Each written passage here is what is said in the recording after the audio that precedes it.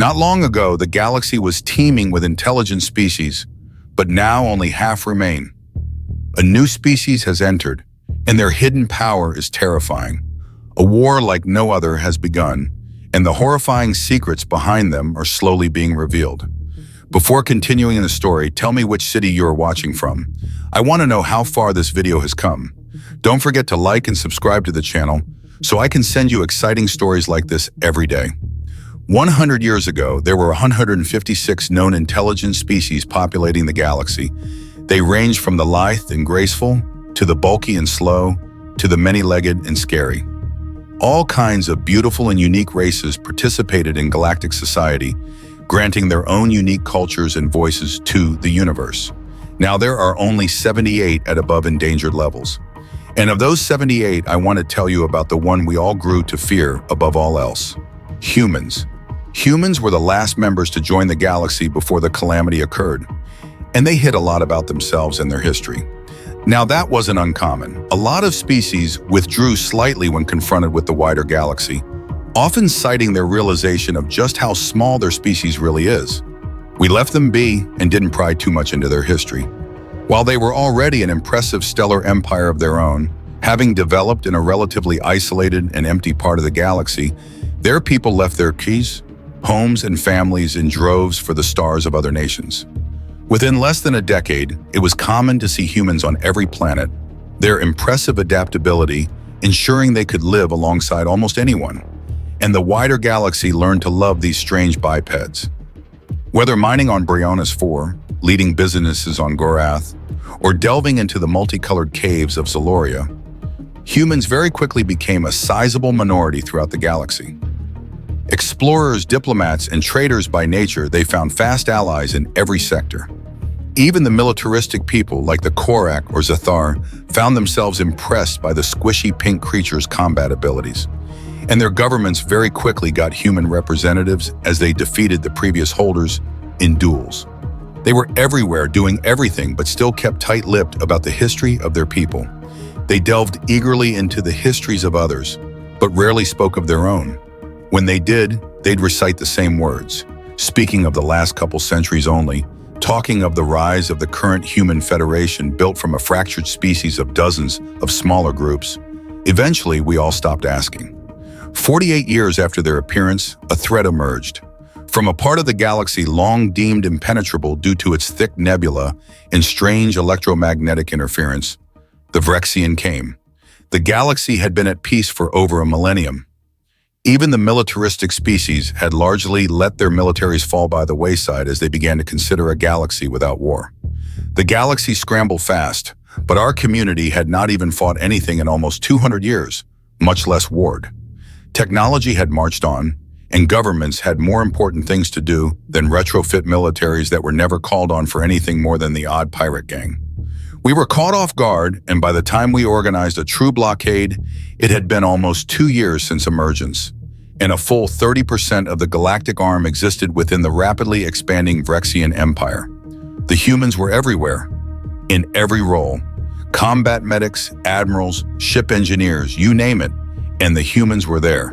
But as the decades slipped by, the fighting grew worse, and the hardiest economies began to show wear. The various empires struggled to maintain an effective defense. After almost 50 years of fighting, a human diplomat, Alara Tassandra Vane, appeared before the Galactic Council, asking that the humans take over direction of the combat. We had lost almost half the galaxy, and millennia-old empires had cracked and fallen to be absorbed by those around them, as they tried to ensure rogue states didn't make the situation worse. It was true there were many humans in the leadership of the war effort, even among the military of non-human empires, but still we protested. The humans had lost almost as many of their species as the rest of the combatants combined. We thought there was no way they could form an effective fighting force. While it was true they were skilled in combat and had a still functioning economy due to their position being far away from the fighting, they had never fought in a galactic-level war. We argued back and forth for weeks, though Alara held firm in her convictions, which she said was backed by the highest forms of authority. Opinions on the council were divided. Some saw nothing but skilled greenhorns taking advantage of a crisis to gain power. Others, a peaceful trading group, hoping to make a difference. Finally, in a fit of anger, she said she was no longer asking. She was demanding. She demanded the leadership be stripped from the Galactic Council and be transferred to humanity, and the humans in leadership positions backed her. They said that their people knew war well, and they'd follow whatever orders they were given. To use a human idiom, it was the straw that broke the camel's back. Other generals and admirals fell into line behind their human comrades, and the council's hand was forced. It took only a week for a human fleet to take back a sector we had been trying to reclaim for months. They just blasted out of FTL and started hurling nuclear weapons and light-speed missiles at Vrexian's fleets with a recklessness that bordered on insanity. The enemy never stood a chance. They were torn to pieces in a hail of fire and blood. In 1 week, they had used as much firepower as we'd use in a month, but they achieved something we hadn't seen in years: results. But they didn't stop there. They pushed forward further into enemy territory. And while they paid for every system they took, the Vrexians paid more. 3 months later, we officially granted them the leadership of the combined galactic fleets. A human admiral marched into the military headquarters of a galactic armada and proclaimed the galaxy would be theirs within a decade. We laughed, but they kept their word. Human leadership caused more and more humans to join the fight, confident that with their own people in charge, victory was just a matter of time.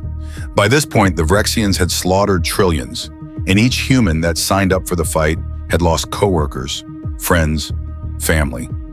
Even those few who had lost no one simply wanted to help those who had given them so much, or just burn the Vrexians on a pyre of nuclear fission. Through the whole of the fighting, humans had been everywhere.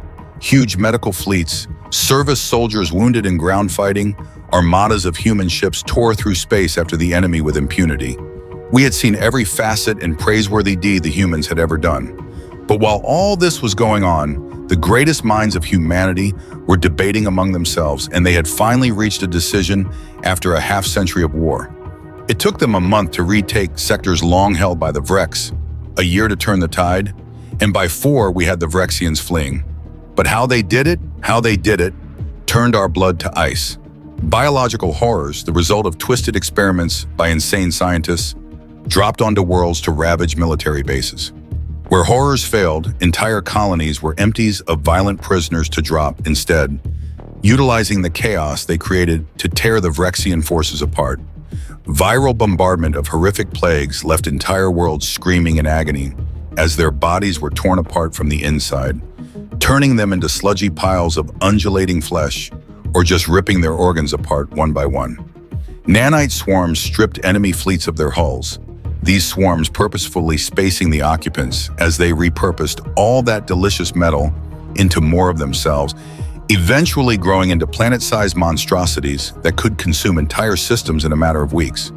And when nanites, viral bombardment, or mutated horrors wouldn't work, the humans simply burned whole worlds in nuclear fire, glassing manufactories and economic centers. They turned the shimmering jewels of the Xanthi and Orgolan empires into eternally burning monuments of fire to ensure the Vrexians no longer had a hold on those regions. When the inevitable outcry reared its head, the Admiral Caleb Thorne went on Galactic News and simply said, "Do you want the Vrexians defeated, or do you want to die to their guns?" By the 6th year, the galaxy had seen our fill of atrocities and turned back. Trying to repair our broken and fractured nations would take centuries, and our economies had been stretched to breaking point. With the Vrexians' defeat assured, we beat our own swords to plowshares and offered up prayers to our human saviors. But every day that went past, the humans found new and inventive ways of horrifying the universe with their monstrous ideas. Accelerating particles to light speed and slamming them into planets to break them in seconds became a common tactic. Fleets of drone swarms acting like locusts tore apart ships attempting to flee the atmospheres of broken worlds. Worlds that relied on regular food shipments were simply encased in a shield and left alone as the war fleets moved ever onwards. Their inhabitants were left to starve, devolve, or simply tear each other apart as cannibalism became the new norm. But the worst was in the 7th year. Nanite swarms had grown to encompass stars. All the various viruses the humans had were long since retooled for maximum effectiveness. But the humans had learned new ways of war from the other empires, and even from the Vrexian themselves, and they deployed them eagerly. Silvara stood as a shining beacon of the Linnelian Church. It had been taken in the first decade of fighting and been a major victory for the Vrex, an entire system of 20 planets all perfectly terraformed into the most beautiful garden worlds in the galaxy. A masterpiece of terrestrial engineering and artistic design, its loss had been devastating to the Church's adherents. The humans accelerated a payload into Silvara's sun. In a matter of hours, it went supernova before collapsing into itself to create a black hole. Eager and hungry, it consumed everything in the system by the end of the week. It was this move that got the humans condemned by the Galactic Council. All the atrocities up until now had been excusable to many, but the humans now had the ability to collapse stars, and this was a step too far. Their condemnation brought outrage across the worlds. People called for them to be removed from the War Council, but the human leadership sent but one message in return. This is war. In war, there is but victory or death, and we will achieve victory. Alongside the message was a complete history of humanity, and it was then we began to understand. Millennia of war was the humans' legacy, time after time after time, to the point where everywhere in their vast history, whether nation against nation, or a nation's citizens against its government, or insurgents proclaiming a righteous cause, there was war. It never stopped, never ceased. Even before they left that blue jewel of theirs, they had almost annihilated it on 5 separate occasions in their pursuit of war with each other. By the goddess, even when they had left it, there was wars spanning decades. Earth versus Mars, inner systems, frontier worlds, Helios versus Astronova. It never ended. In the 1,000 years it took from the point they first colonized another stellar body to the discovery of the galactic community, there was no fewer than 985 wars between one or more human combatants. Some wars were fought while other wars were going on. Civil war against a government occurred while that government was actively fighting off an invasion. They just can't help themselves, and we unleashed that on the galaxy. We unleashed a genocidal race to combat another genocidal race. The humans kept their promise. The Vrexian were beat back to their little corner of the galaxy. Their systems were torn asunder in one of the worst genocides the galaxy has ever or will ever see. And we said nothing. What could we say? When the humans make war, it's all or nothing. They stepped up to ensure their new comrades kept the galaxy they called home, and in doing so tore it apart. And then they just went back to their old ways.